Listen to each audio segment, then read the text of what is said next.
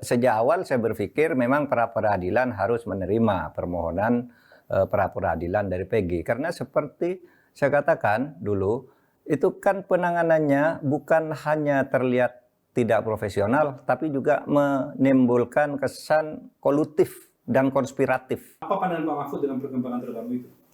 Bagus. Memang sejak awal saya berpikir memang pra peradilan harus menerima permohonan pra peradilan dari Peggy. Karena seperti saya katakan dulu, itu kan penanganannya bukan hanya terlihat tidak profesional, tapi juga menimbulkan kesan kolutif dan konspiratif. Gitu. Kenapa? Dulu kasus itu kan sudah 8 tahun lalu. Dibiarkan. Dan baru dibuka lagi sesudah ada film Vina sebelum seminggu. Itu sudah sangat tidak profesional.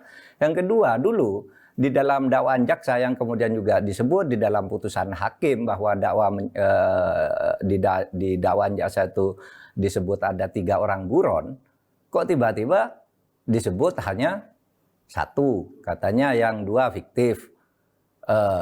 Kemudian Peggy-nya juga diragukan bahwa itu orangnya. Nah, oleh sebab itu daripada tidak jelas, lebih baik ya diputus.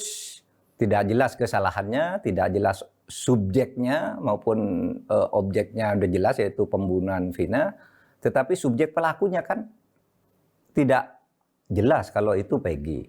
Nah, di dalam prinsip hukum pidana itu ada adagium, lebih baik membebaskan 1000 orang yang bersalah daripada Anda menghukum 1 orang saja yang tidak bersalah. Itu sangat jahat menghukum orang yang tidak jelas kesalahannya. Oleh sebab itu saya tabe lah kepada hakim yang telah memutus pra peradilan dengan berani, jujur, dan juga kepada pengacaranya yang gigih memperjuangkan Peggy.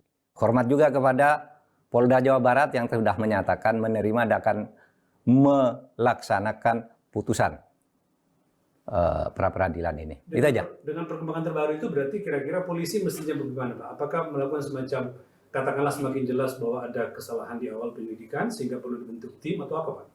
Ya terserah polisi aja lah. Tetapi yang jelas itu adalah vonis dan pertimbangan vonis yang mengambil dari dakwaan jaksa kan gitu. Berarti itu ada gitu 3 orang yang menjadi buron itu. Nah selama ini kan kesannya yang menjadi buron itu disembunyikan sehingga lalu dibiarkan 8 tahun nggak usah dibuka gitu. Lalu ketika terungkap oleh sebuah film gitu lalu dicari kan gitu kesannya, dan itu sebabnya lalu dibatalkan oleh pra peradilan di Bandung. Bagus. Download Tribun X sekarang, menghadirkan lokal menjadi Indonesia.